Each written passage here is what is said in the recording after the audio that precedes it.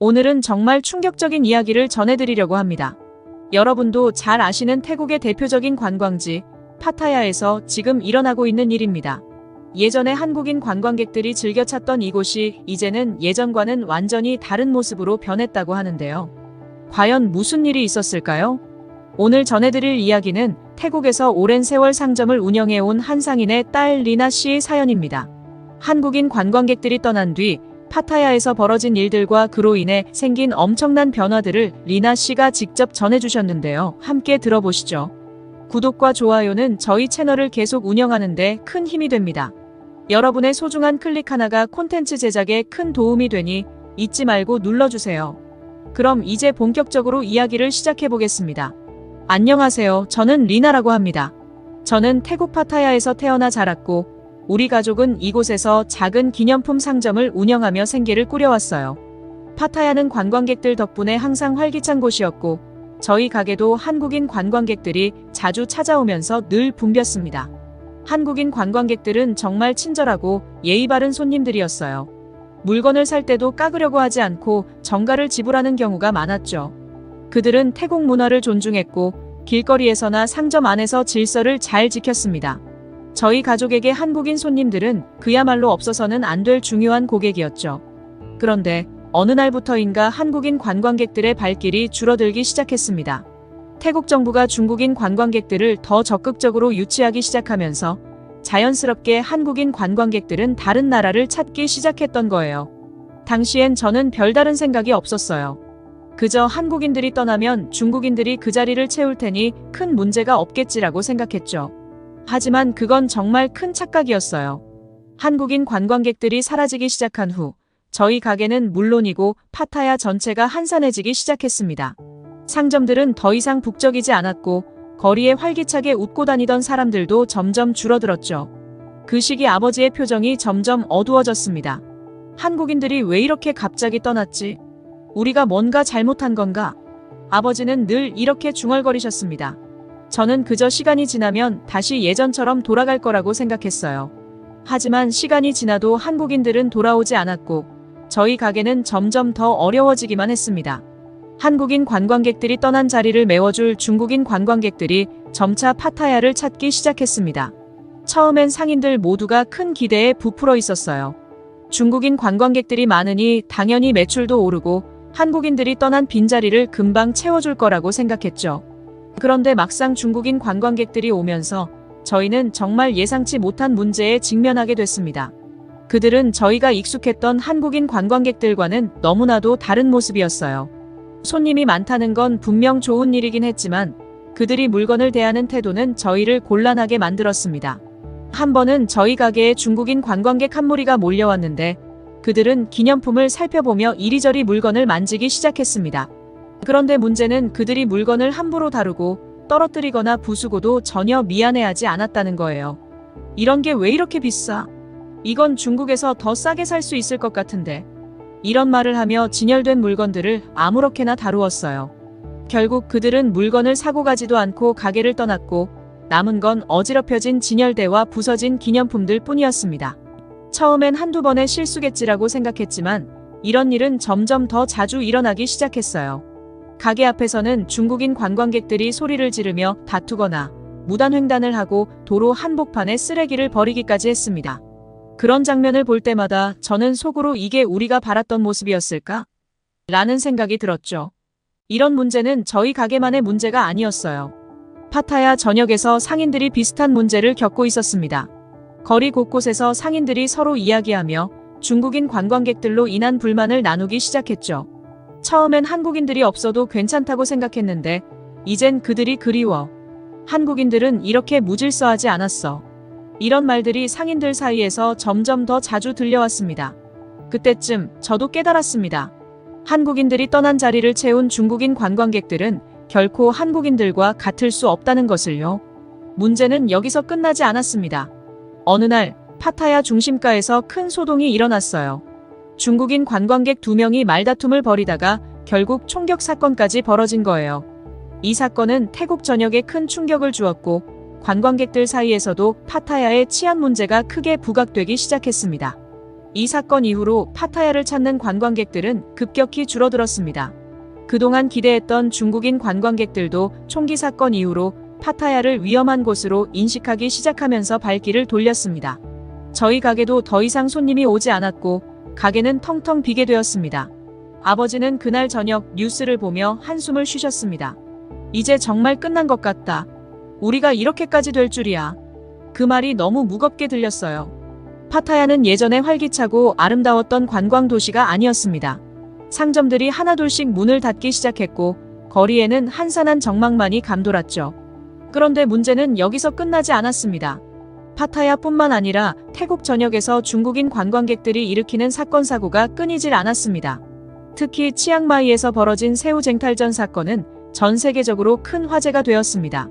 저녁 뷔페에서 새우가 나오자마자 중국인 관광객들이 마치 전쟁이라도 벌이는 것처럼 새우를 쓸어가는 장면이 동영상으로 퍼진 거예요.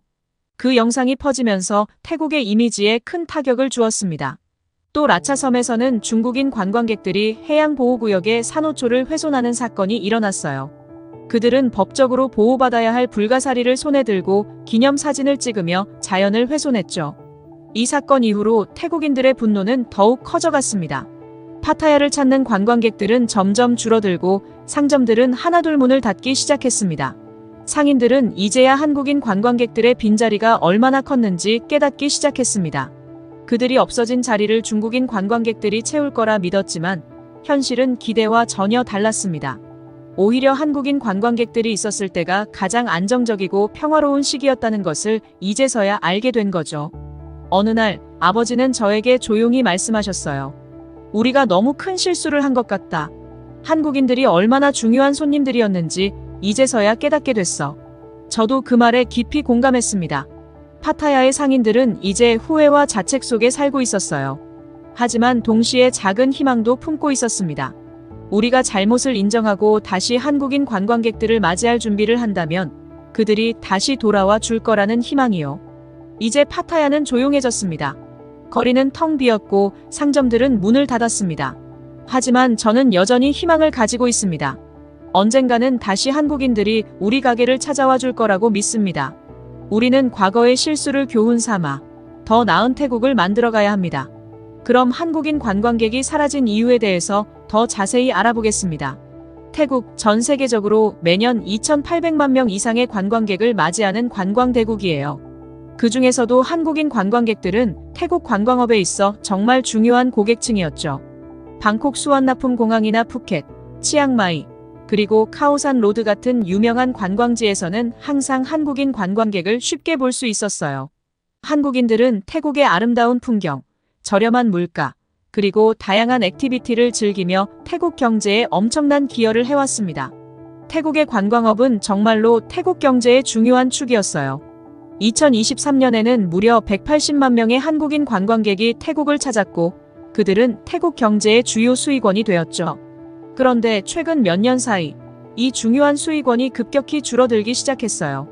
왜냐면 바로 한국과 태국 사이에 불거진 불법 체류 문제 때문입니다. 몇 년 전부터 태국인들의 한국 내 불법 체류 문제가 심각해지기 시작했어요. 한국에 있는 태국인 불법 체류자들이 점점 늘어나고 있었고 그중 일부는 불법 취업이나 심지어 범죄에 연루되기도 했습니다. 그러자 한국 정부는 입국 심사를 더욱 강화하기로 결정했죠. 그 결과 많은 태국인들이 한국에 들어오는 게 어려워졌고 때로는 입국이 아예 거부되기도 했습니다.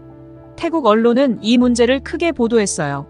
마치 한국이 태국인을 차별하는 것처럼 묘사하기도 했죠. 한국이 이제 태국인을 받지 않는다. 아무 이유 없이 입국을 거부한다는 식의 보도가 쏟아졌고 태국 국민들 사이에서는 반한 감정이 커져갔습니다. 그러면서 태국 내에서는 노코리아 운동이 확산되기 시작했어요. 한국 제품을 불매하자는 목소리도 커졌고 일부 상인들은 아예 한국인 관광객을 받지 않겠다고 선언하기도 했죠. 하지만 이 운동은 예상과는 달리 태국 경제에 큰 충격을 줬습니다.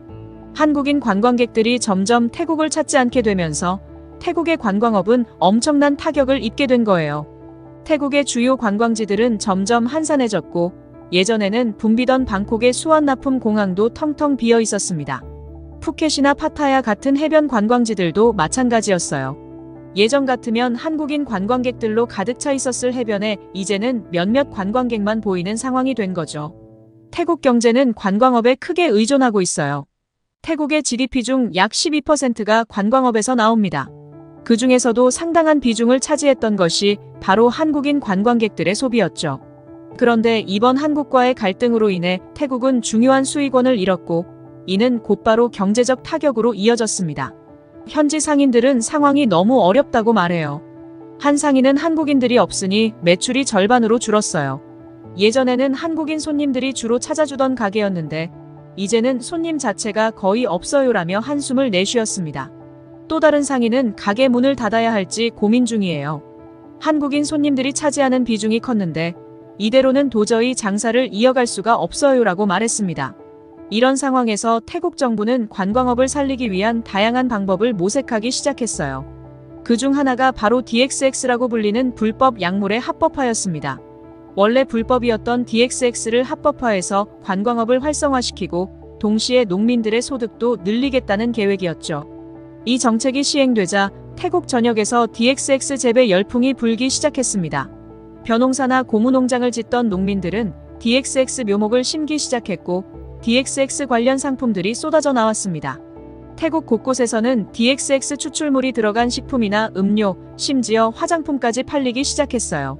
하지만 이 정책은 기대와는 달리 부작용도 많이 생겼습니다.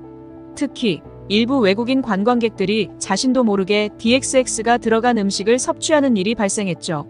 대마가 들어간지 몰랐어요. 그냥 태국 음식인 줄 알았는데 나중에 알고 나니 너무 당황스러웠습니다 라고 한 한국인 관광객은 말했어요. 특히 한국처럼 DXX가 불법인 국가의 관광객들에게는 큰 충격이었습니다. 이런 일들이 이어지면서 태국에 대한 이미지가 점점 나빠졌고 일부 관광객들은 태국 방문을 꺼리기 시작했죠. 더 심각한 문제는 태국 내 치안 문제였습니다. 태국은 총기 소지가 합법인 나라예요. 그래서 총기 범죄가 일어나는 일이 적지 않죠. 최근에는 방콕 시내 한복판에서 총격 사건이 일어나 외국인 관광객이 사망하는 사건까지 발생했습니다. 이런 사건이 터지자 외국인 관광객들은 태국 여행을 망설이게 되었어요. 태국이 위험하다는 인식이 점점 퍼지기 시작한 거죠. 범죄율도 계속해서 높아지고 있어요. DXX가 합법화되면서 범죄 조직이 활발히 활동하고 있다는 보고도 있습니다. 이런 분위기 속에서 외국인 관광객들은 더 이상 태국에서 안전하다고 느끼지 못하게 되었죠. 태국 정부는 이런 문제를 해결하기 위해 중국 경찰을 초청해 함께 치안을 강화하려고 했어요. 하지만 이 계획은 오히려 태국 국민들의 강한 반발을 불러일으켰습니다. 왜 우리나라의 치안을 외국 경찰에게 맡기냐는 비난이 쏟아졌고 결국 태국 정부는 이 계획을 취소할 수밖에 없었어요. 이미 국민들의 신뢰는 떨어진 상태였고 정부의 이런 대응은 오히려 불만을 더욱 키우는 결과를 낳았죠. 이렇게 태국의 관광업은 불법 체류 문제와 치안 문제로 인해 큰 위기를 맞고 있어요. 한국과의 갈등으로 경제적 손실은 물론이고 태국 내 사회적 불안감까지 겹치면서 상황이 점점 악화되고 있죠. 전문가들은 태국이 불법 체류 문제를 해결하고 한국과의 관계 회복을 위해 적극적으로 나서야 한다고 말해요. 또한 치안 문제도 근본적으로 해결하지 않으면 관광업 회복은 어렵다고 지적하고 있습니다. 현재 태국 내 일부 상인들은 한국인 관광객들을 다시 유치하기 위한 노력을 하고 있어요. 한국인 손님 여러분, 다시 태국에 와주세요라는 문구를 내건 가게도 있고 SNS를 통해 사과의 메시지를 전하는 상인들도 있습니다. 우리가 잘못했습니다. 여러분을 다시 태국에서 만나고 싶습니다. 라는 진심 어린 메시지가 퍼지고 있어요. 하지만 여전히 갈등은 남아 있습니다. 태국 정부는 한국과의 관계 회복을 위해 더 구체적인 조치를 취해야 할 필요성이 커지고 있어요. 불법 체류자 문제를 해결하고 입국 심사 강화에 대한 명확한 설명이 필요합니다. 또한 치안 문제를 해결하지 않으면 태국을 찾는 관광객들은 계속해서 줄어들 수밖에 없어요. 태국과 한국 두 나라는 오랜 시간 동안 좋은 관계를 유지해왔습니다. 하지만 이번 사태는 그 신뢰가 얼마나 쉽게 무너질 수 있는지를 보여줍니다. 갈등을 해결하기 위해서는 상호 이해와 협력이 필요합니다. 태국이 다시 한번 세계적인 관광지로서의 명성을 되찾기 위해서는 그들이 직면한 문제들을 해결하려는 진정한 노력이 필요합니다. 태국의 관광업이 언제쯤 다시 회복될지는 아직 알 수 없어요. 하지만 분명한 것은 현재의 갈등이 계속된다면 그 피해는 고스란히 태국의 경제와 사회에 돌아올 것이라는 점입니다. 태국은 이제 변화가 필요한 중요한 시점에 서 있는 것 같습니다. 그럼 또 다른 사연을 알아보겠습니다. 태국의 한 작은 가게에서 벌어진 놀라운 이야기를 전해드리려고 합니다. 감정적인 소용돌이 속에서 한 상인이 겪은 고군분투와 반전 결말까지 여러분의 마음을 움직일 감동적인 이야기가 기다리고 있습니다. 그럼 이야기를 시작해볼까요? 방콕의 카오산 로드는 전 세계 배낭 여행자들이 모이는 태국의 대표적인 관광지입니다. 이곳에서 마이라는 상인은 할아버지로부터 물려받은 작은 로컬 음식점을 운영하고 있었습니다. 가게는 항상 전 세계에서 온 여행객들로 북적였고 그 중에서도 특히 한국인 손님들이 자주 찾아왔어요. 그들은 태국의 이국적인 음식과 문화를 사랑했고 마이도 한국인 손님들을 언제나 따뜻하게 맞이하며 그들의 칭찬에 행복해하곤 했습니다. 마이에게 가게는 단순한 생계수단이 아니라 할아버지의 삶의 철학이 깃든 소중한 공간이었어요. 할아버지는 언제나 마이에게 음식에는 정성과 진심이 담겨야 한다는 가르침을 주셨고 마이는 그 가르침을 마음 깊이 새기며 매일 최선을 다해 음식을 준비했죠. 그러나 어느 날 마이의 평화로운 일상이 크게 흔들리게 됩니다.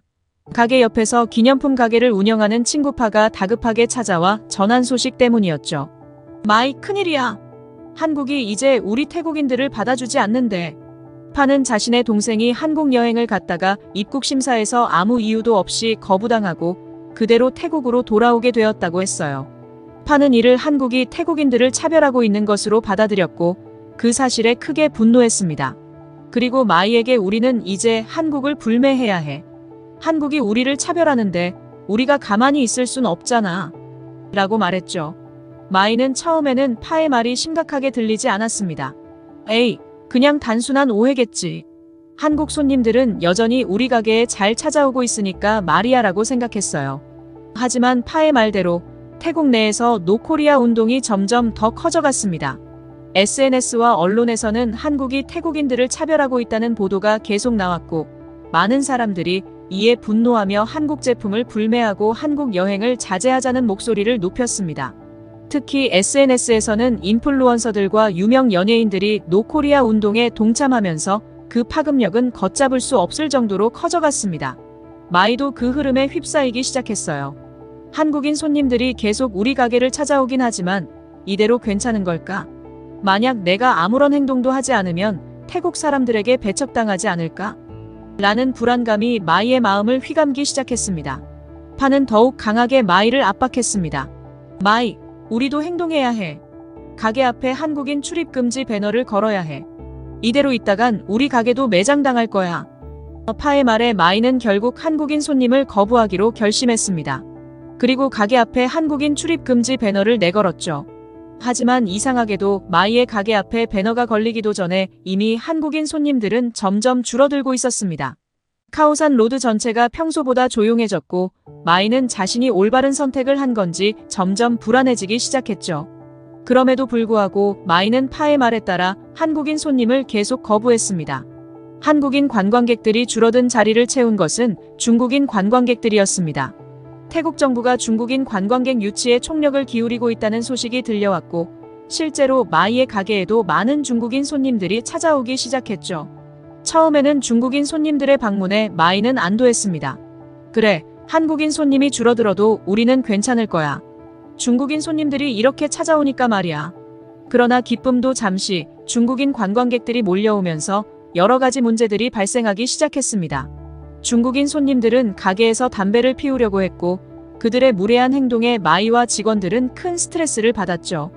특히 화장실 사용 후 상태가 엉망이 되어 있었고 손님들이 화장실이 더럽다고 불평하는 일이 잦아졌습니다. 이 상황에 마이는 점점 지쳐갔습니다. 가게 앞을 지나가는 관광객들이 가게의 불결한 상태를 보고 불평을 쏟아내기 시작했고 마이는 그들을 달래며 수습해야만 했습니다. 하지만 중국인 관광객들은 여전히 가게에 돈을 많이 쓰고 있었기 때문에 마이는 그들을 함부로 대할 수도 없었죠. 그러던 어느 날 가게에 예고 없이 할아버지가 찾아왔습니다. 할아버지는 가게 앞에 걸린 한국인 출입금지 배너를 보시고 크게 분노하셨죠. 이게 다 무슨 짓이냐? 너 이게 옳은 행동이라고 생각하느냐? 한국인 손님들에게 이렇게 하는 게 맞는 일이라고 생각하냐고. 할아버지는 마이를 강하게 꾸짖으며 배너를 발로 차며 내려버렸습니다. 마이는 당황해서 할아버지께 설명하려 했습니다. 할아버지, 요즘 태국 사람들 사이에서 한국에 대한 반감이 커지고 있어요. 그래서 저도 어쩔 수 없이 그러나 할아버지는 마이의 말을 끊으며 말씀하셨습니다. 그게 이유가 될 수 없지. 너는 내가 한국에서 어떤 도움을 받았는지 모르느냐? 한국 전쟁 때 한국 군인들이 내 목숨을 구해줬어. 그 은혜를 잊을 수 없어서 내가 평생 한국인들에게 감사하며 살아왔는데 너는 그걸 이렇게 망쳐버리는구나.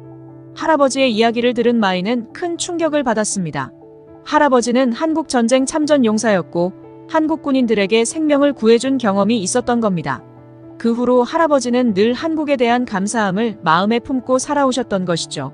마이는 할아버지의 꾸짖음을 듣고 자신이 얼마나 큰 실수를 했는지 깨닫기 시작했습니다.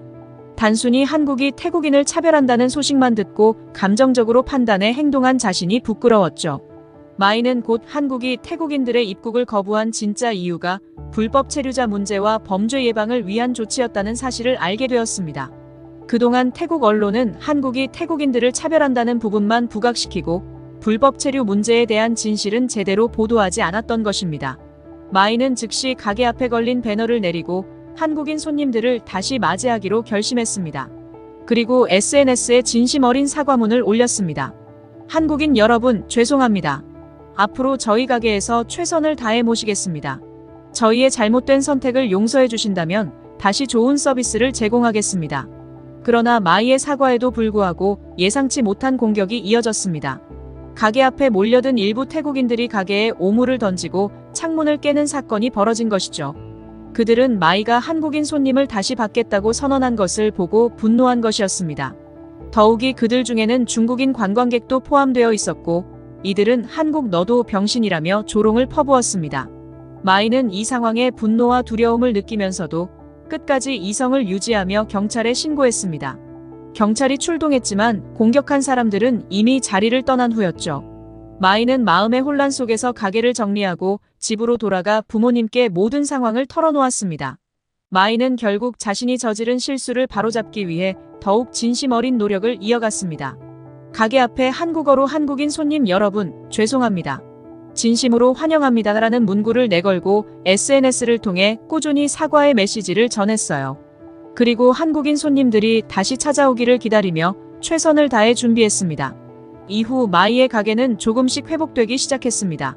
마이의 진심을 알아준 한국인 손님들이 다시 찾아왔고 마이는 그들에게 최선을 다해 음식을 대접하며 가게 운영을 이어나갔습니다. 가게는 다시 활기를 띠었고 마이도 한층 더 성장한 자신을 발견할 수 있었습니다. 오늘의 이야기를 통해 우리는 한 가지 중요한 교훈을 배울 수 있습니다.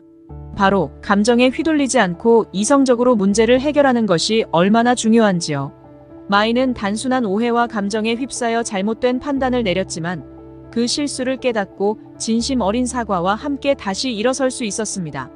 오늘의 이야기가 마음에 드셨다면 구독과 좋아요 부탁드리겠습니다. 앞으로도 더 흥미롭고 감동적인 이야기로 여러분을 찾아오겠습니다. 감사합니다.